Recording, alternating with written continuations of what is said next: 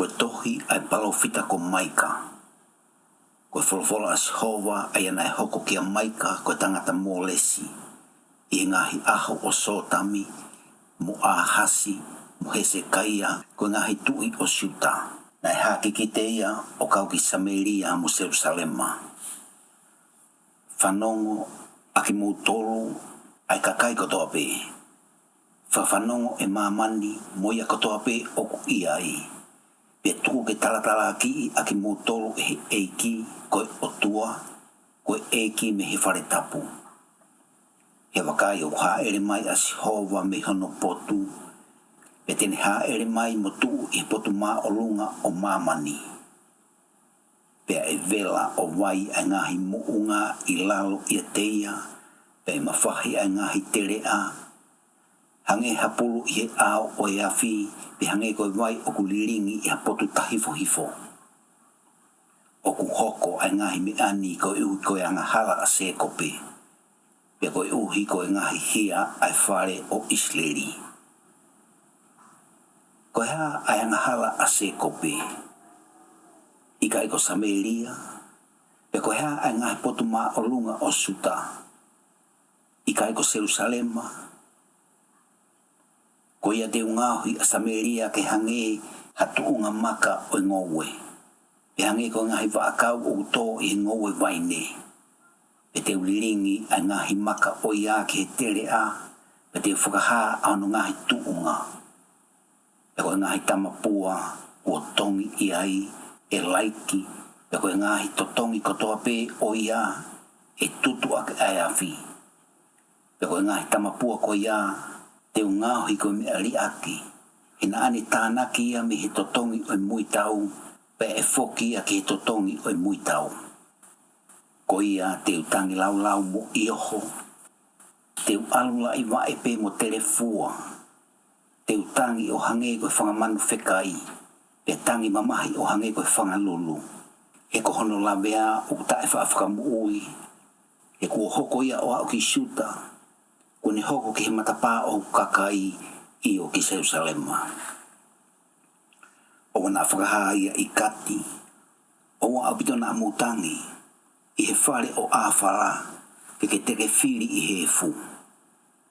Mōre atu a koe o nofo I sāwhila. Moi mā aho telefua. Nei kai ke humai a kakai o senani I he tangi a Peteseri. Tene to'o mea teki mōtolu a hono tuunga. He na e tatari a manaki pē ki he lelei ai kau nofo I mōleti. Kana e hoko ai kovi mea sihova ke matapā o Jerusalema. E a koe o nofo I la kesi. No taki a sari o te ki he manu ve e wawe. Ko kamata anga ia o e anga hala ki he ofefine a Saione. E koe ngaha anga hala a Isleri na e ilo ia te koe. Ko ia te ke ange a ngahi foa ki mole siti kati. E hoko a ngahi whare o Akisipi ko e loi ki he ngahi tui o Isleri. Ka te o mai hafoha hoko ki a te koe a koe o nofo I Maresa. Tene hao ki atu lami ko e nau nau o Isleri. Whakateke fua mo kosi koe. Ko e ui ko ho whanau whakaperepere I. Whakalahi hotula hange koe I kare.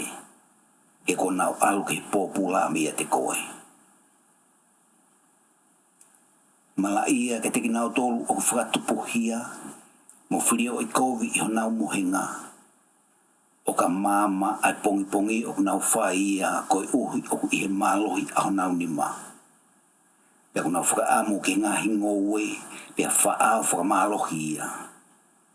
Ma ngahi whare pea ave ia. O behe nau whakamalohi a tangata mohono whare. Io a tangata mohono tofia. Ko ia o behe e sihova. Wakai o kou whakatupu hakovi ki he whanauni. Aia I kai hao me ai homo kia.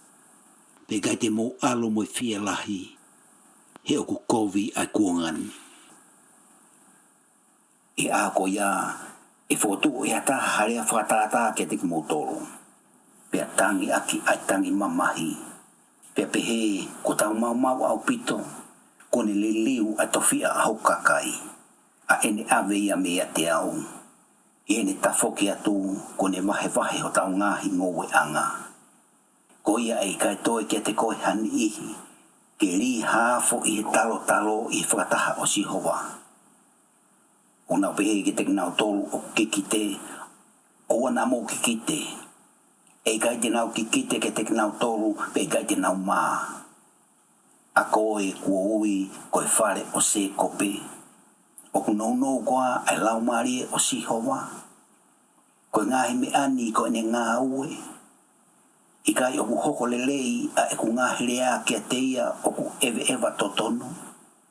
Io, ko tu haki ki muini a hoku kakai kia te au hange hawhiri. O mou hamusi ai kofu tua mo kofu loto me te kinau tolu.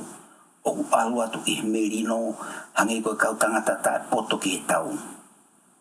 Ko mou kapusi ai kau whewhine o hoku kakai me honau ngahi whare lelei. Me e nau whanau ko mou awe hoku nau o lawi konga. Mo tu hake o alu. He wui kai ko mou malolo anga eni. Koe uhi o ku uria e whai ai whakaauha io ai whakaauha lahi. Ka pau ue ai hatangata o ewa i he lau marie mo loi pia ne pehe. E uki kite kia te koe ki he waine mo kawa malohi. Koe mo oni e hoko ia koe palo fita ki he kakaini. Koe mo oni te utānaki a ho katoa e se kope. Koe mo oni te utānaki a toenga o Israeli. Te whakataha aki nau tolu o hange koe whangasipi o Pōsila. Hange koe whangasipi i he loto āsipi. E lahi ai patatu koe mea i toko lahi o e kau tangata. Ko aluhake i ho nau ao aia o ku whakaawa. Ko nau mowete mo laka atu i he matapā. Pe ko nau huai ki tua a. Pe e mua a ho nau tui e te nau tolu pe mo Sihova i ho nau ao. Pe neu pehe o ko kore whanongo aki mo tolu ai kau mātua se kope. Pe mo ki mo tolu ai hou eiki o whare o Israeli. I kai o ku ngari mo ki mo tolu ke ilo ai whakamau.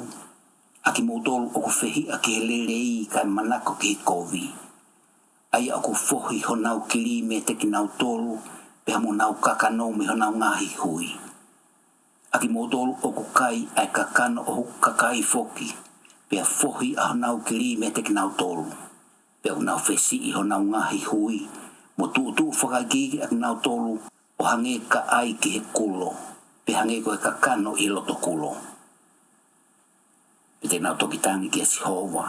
Kai tene toka ngai ki nau tolu. Koe mo oni e whakafufu e ia ahano fofo ngā me te ki nau tolu i he kuonga ko ia. O hange koe nau ngāwe kovi i e nau ngāhi whaunga. O pehe e Sihova ke kau palofita. Ai o whakahe i a huku kakai. Aki nau tolu o ku uu aki ho nau nifo pe a kalanga whia maari e. He koia o kui kai ke ai ki ho nau ngutu io o ku nau te utau kia te ia. Koia e ete ki mo tolu ai po ke ua nā mō mau ha mea hā mai. Pe ai po uri ke te ki mo tolu ke ua nā mō kikite. Pe ai tō ai la a ke kau palofita. Pe ai po uri ai aho ke te ki nau tolu. Pe toki mā ai kau kikite. Pe puputu ai kau whakailo mea. Io koe mo oni te nā ufi kotoa pe ho nau longutu. He wikai hatari me he otua. Ka koe mo oni o kua pito i he mālohi me he laumari o Sihova. Ka moe whakamau, moe whaafai, ke whakahake a se kope ene hia. Pe ki Israeli a ene angahala. O kua kore, whanongo ki ai aki motoro ai kau mātua i he whare o se kope. Mo hau eiki o i whare o Israeli ai aku whehi aki he whakamau mo liliu ai mea totonu kotoa pe. O nau langa a Saione aki ai toto mo Jerusalema i he angahala. Koe kau mātua i ai o ku whakamau ke mau ai mea o wha. Pe koe kau taula eiki o ia o ku wako ke mau totongi. Pe au kikite e kau palofita ke mau paanga. Kau nau whalala ki a Sihova mo pehe. Ikai o e te ki tau tolu a Sihova. E ikai hakovi e hoko ke te ki tau tolu. ko ia, ko uhi ko ki motolu, e keri a Saione, o hange ko ngowe anga. Pe hoko a Jerusalema, ko ngahi tuunga maka, pe muunga o whare, e hange ko ngahi potu ma o lunga o vau akau. Kai hoko o pehe i ngahi aho amui, e fotu mau ai muunga o whare o Sihova i he tumutumu o ngahi muunga. Pe hake aki ia ke ma o lunga i ngahi tafunga. Pe e tawhea tuki ai kakai. Pe e hau ai kakai tokolahi manau pehe. Hau ki tau alo hake ki he muunga o Sihova, pe ki he whare o tua o Seikope. Pati ne ako naki i aki tau tolo i hono ngahi hala, pe te tau ewa i hono ngahi hala. E koe whono e aluatu mi Saione mo e wholofola a Sihova mi Jerusalema. Pati ne whakamau i he lolotonga o ngahi kakai, mo waloki i a ngahi pure anga malohi o kumama o atu. Pati nau tuki e nau ngahi here tā, ko ngahi huo toho, pe mo nau ngahi tau, ko ngahi here auhani. I kai hiki e hapure anga a here tā ki hapure anga, pe kai te nau toi ako ki he tau. Kate nau nofo takitaha, a tangata i he malu o hono waine, mo e malu o hono fiki. Pe kai hani i ke whakamanawa hei aki nau tolu, e koe fofonga o Sihova o ngahi kautau o ne wholofola ai. E koe kakai kotoa pe e ewa takitaha i he hingoa o hono otua. Pete nau ewa i he huafa o Sihova ko mau otua o lawi kuonga mo ta ngata. O pehe e Sihova, i he aho ko ia te utanaki aia na e loto wā, pa te whakataha aia na e kapusi ki tua, pe moia ko whakamamahi i. Pa te ungau hia koe toenga aia na e loto wā, pe koe pure anga malohi aia na e si aki ki he mama o. Pe pure a Sihova ke te kinau tolu i he muunga ko Saione, e ngata me heni o au o ta ngata. Pe ko koe, e wharere o iteri, koe potu malohi o ofefine o Saione, e hoko kia te koe i o ai ulua ki pure. E hoko ai pure anga ke ofefine o Jerusalema. Ko eni, ko ha o ke tangi kalanga ai. O ki kai hatu i kia te koe, o auha ho tangata ko fono, e koe mamahi ko ne mau koe o hange hafefine langa. Io, te ke mamahi, pe ke whenga ke wha ere i e ofefine o Saione, o hange hafefine o kulanga. He koeni, te ke toki aluatu i he kolo, pe te ke nofo i he ngowe, pe te ke alu io ki Papilone. E whakahawhi koe i ai, e huhu i koe i ai e Sihova me he nima o ngahi whiri. Ko whakatahani foki a ngahi pure anga kia te koe, ai au nau pehe ke whakauri ia pe ke sio ho tau mata ki Saione. Ka au ikai te nau ilo ai ngahi whakaukau a Sihova, pe au ikai te nau poto i ene ngahi whare i, pe tene tānaki aki nau tolu o hange koe ngahi u koane ke where hoko. Tuu o haha e ofefine o Saione. Te ungau hi honi fo koe uka mea mohonge si wa ai koe palasa. Pa te ke laiki a ngahi kakai toko lahi. Pa te whakatapu i ke he otua e nau koloa tupu, mo e nau koloa ke Sihova o mamani kotoa pe. Ko eni ke tāna ki whakataha koe e ngahi matatau e ofefine o ngahi matatau. Ko ne whakanofo mai e tau ke te tau tolu, te nau tā i ai whakamau o Israeli, aki ai mea tā i hono kou ahe.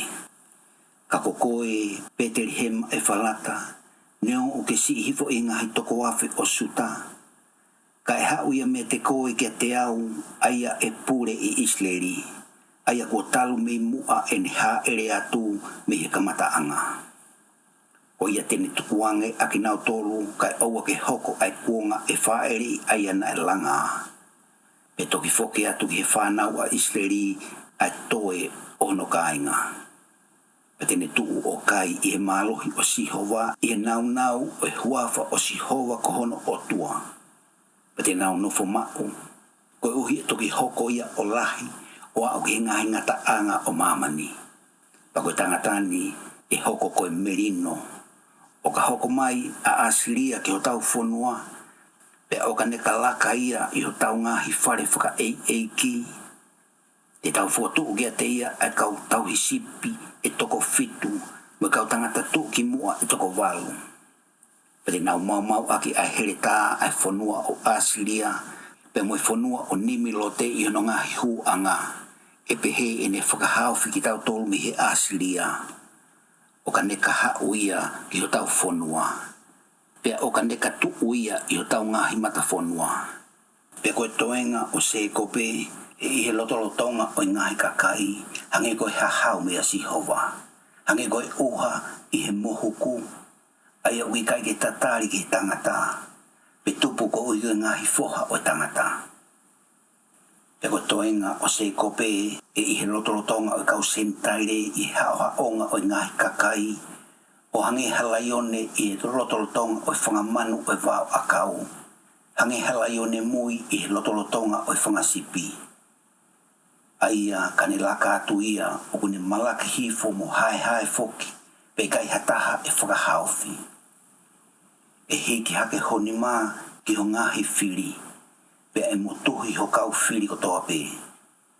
O pehe e Sihova, e hoko o pehe i he aho ko ia, te motuhi ho whangahosi me he lotolotonga, pe te mau i ho ngahi sariote. Me te motuhi a ngahi kolo o ho whanua mo holoki hifo o ngahi potu malohi kotoa pe.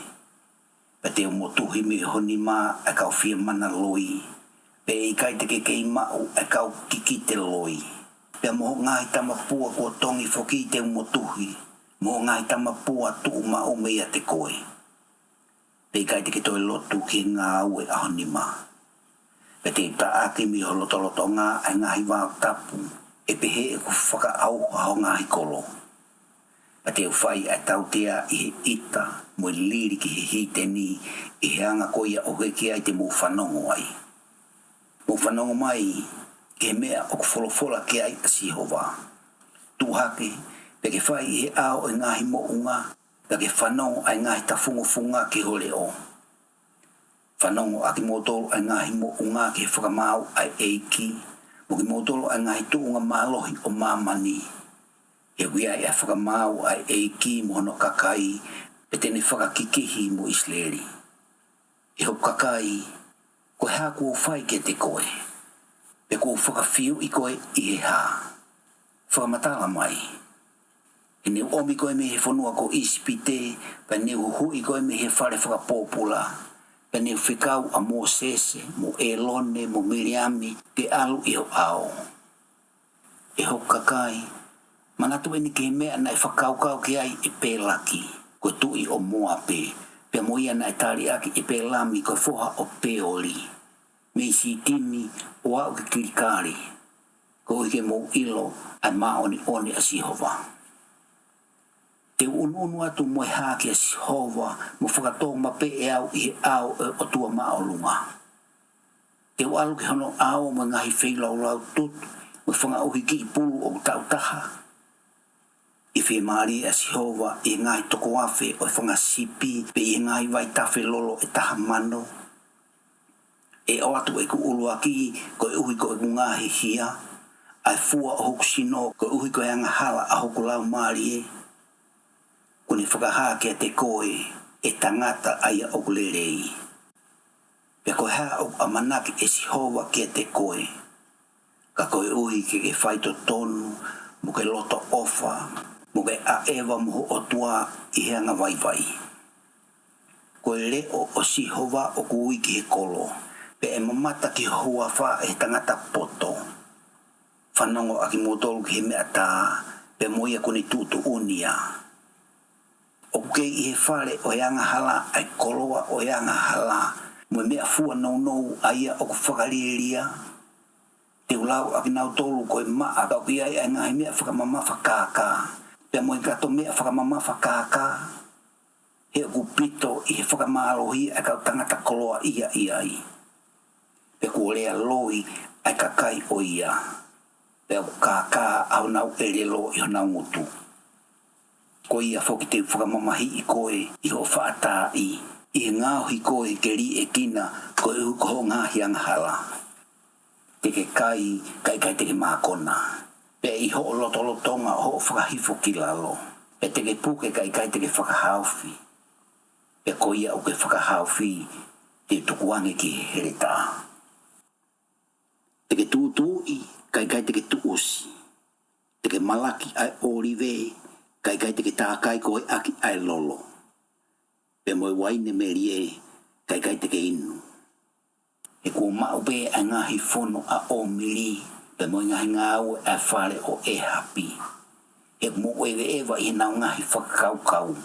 Ko ihu ke ngāhu ki motoro ke mea ki whai ai haofo. Pe moe kakai o ia koe whakaise isa. Ko ia te mo fuai ai manuki o kakai. O Iawe e ku mamahi, e ko hange o osi ai tānaki o ngahi fua o whai tau mga whana. Hange ko e toi ngā kārepi o tau kai. O ki kai hawhoi ngā kārepi ke kai. Na e hori hoku loto ke ula ki fua. Ko auha ai kau maoni o ni mei mamani. Pe kui kai hakaua ngā tonu i he kakai. O nau toi ko toa pe ki he toto.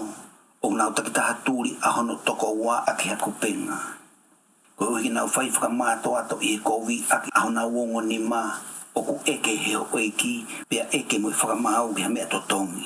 Pe mui tangata mā o lunga o ne whakahaho no loto kowi, pia pehe o ku nau ufi ia. Ko e lelei lahi i e teki nau tolu o ku hange koe akau tala pe. Ko ia o fungani anga tonu o ku maa sila i a tala. O ku hoko mai ai aho o hokaure o, pia moho aahi, ko eni e hoko e nau puputu. O wana mo falala ki kau mea. O wana mo falala ki kau ngā whanonga. Le ohi ai matapa o hungutu ia te ia o ku whaaki ki ho whatawhata. He o ku whakahongo kowi e foha a ene tamai. O ku tūhake a taahine ki ene whae. A taahine i he whono ki ene whae i he whono. Ko ngahi whiri o tangata a kau tangata i hono whare. Ko ia te uhanga ki a Sihova, te utatari ki he otua o e kwhakamo ui. E whanau mai ki a te au a hoku otua. O wana ki fia ki a te au e hoku whiri. O kauka hinga te utoi tuuhake. O kauka nofo i he po uri e hoko a Sihova koe māma ki a te au. Te ukataki ai hou o Sihova he kua whaianga hala ki a te ia. Ke oua ki ne whakamatala ma aku. Mo whai ai whakamau ko uhi ko au. Tene omi au ki he mama. A te mamata ki ene mā oni. Pe toki mamata ai a hoku whiri. Pe ufi i he mā ai anai pehe mai ki a te au. Ko whe a Sihova ko ho otua. E sio a hoku mata ki a te ia. Ko eni e malaka hifo ia o hange koe perepela i he ngahi hala. I he aho ko ia. E langa ho ngahi a, i aho ko ia e hiki ke mama o ai whono. I aho ko ia e hau ia io, ke te koe mei asilia, pe mi he kolo mālohi ko teu, pe mi he kolo mālohi o au ki he vaitawhe, pe mi he tahi ki he tahi, pe mi he mounga ki he mounga. Ka neongo ia e li e kina ai whonua ko uiko ki nau tolu o kunofo ai, koe fua o e nau whaianga. Whawhangai ahu kakai aki ai mea tā, ai kakai o hotofi a. Ai au nau nofo whakai ki nau tolu he wāo a kau i he lotolotonga o i kāmeri. Tu pe nau kai i pe sani mo kiriati o hangi koe ngahi aho i mua. O whakatatau mo ngahi aho hao me he whanua ko ispite, te whakaha ke te ia a ngahi mea whakaofo. E mamata e ngahi pure anga, pa te nau wofo i e nau mārohi katoa pe. Te nau ai ho nau ni mā ke ho nau ngutu, e tūri a ho nau keringa. Te nau emu ai e fu hange hangata, te nau ngaolo mi ho nau ngahi luo hange koe kere mutu o e whonua. Te nau manawahe ke a Sihova ko tau otua, pe te nau irifia ko ui ko koe. Ko hai ha otua o ko hange ko koe. Ke whakamore a hia, pa ke laka atu i he anga hala i he toenga o hono tofi a. O i kai tene mau a hono hou hau o ta ngata. Pe uni fia i he alo ofa. E toi foki mai ia, tene manama ofa ke tek tau tolu. Tene malaki e tau ngahi hia. Pe teke li e nau ngahi anga halako toa pe ki he loloto o tahi. Teke whakapapau ai mo o ni kia se kope, e mo o alo ofa kia Abrahame. Aia na ke fuakawa ki e nau ngahi tamai, talume ngahi aho i mua.